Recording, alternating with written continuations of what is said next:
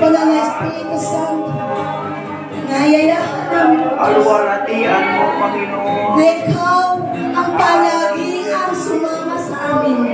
Hindi lamang ang mga pagbisita mo, kundi ang habitation na pamamalagi mo sa bawat isa sa amin. Sa bawat isa, sa bawat tahanan, sa bawat pamilya, Panginoon. Hallelujah.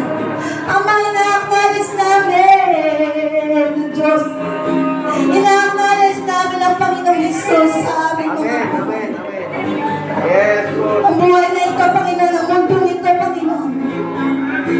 Hallelujah. Ay pasama ng pasama at pagulo ng pagulo. Yes. Subalit, Lord, ang susi ay nasa mga anak mo, Panginoon.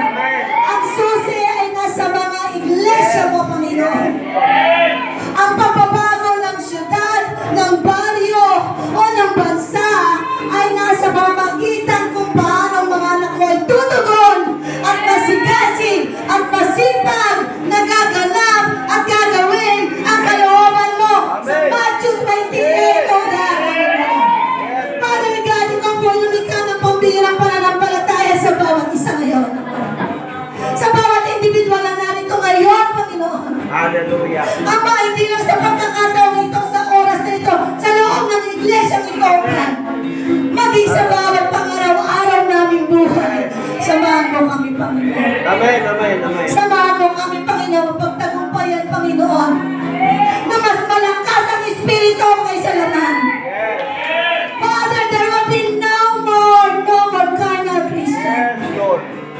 In the mighty name of Jesus. Hallelujah. Likhan mo kami ng bagong puso. Yes.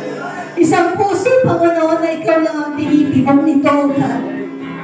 Isang puso, Panginoon, na nais kang parangalan kahit na may nakakakita man o hindi. Amen. Sa maliit man o malaki. Napapangiti ka namin sa kalangitan. Ama ko at Diyos ko. Hallelujah. Samahan mo kami.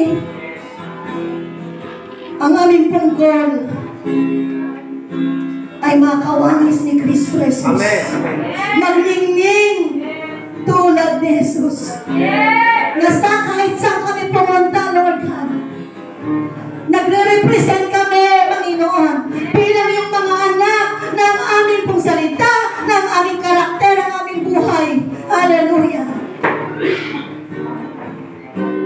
Ay napaparangalan ang iyong pangalan. Amen, amen. Lord, no more compromising spirit. Yes. Lord God, sapagkat si Jesus ang ulo ng iglesia. At ang iglesia, Panginoon, ang babaeng ikakasal sa Panginoon Jesus ay kami, Panginoon. Hindi po pwede, Panginoon, na taliwas kami sa tinitibok ng puso ng ulo ng iglesia na walang iba kundi si Jesus. Ama, tulungan mo ang bawat isa sa amin.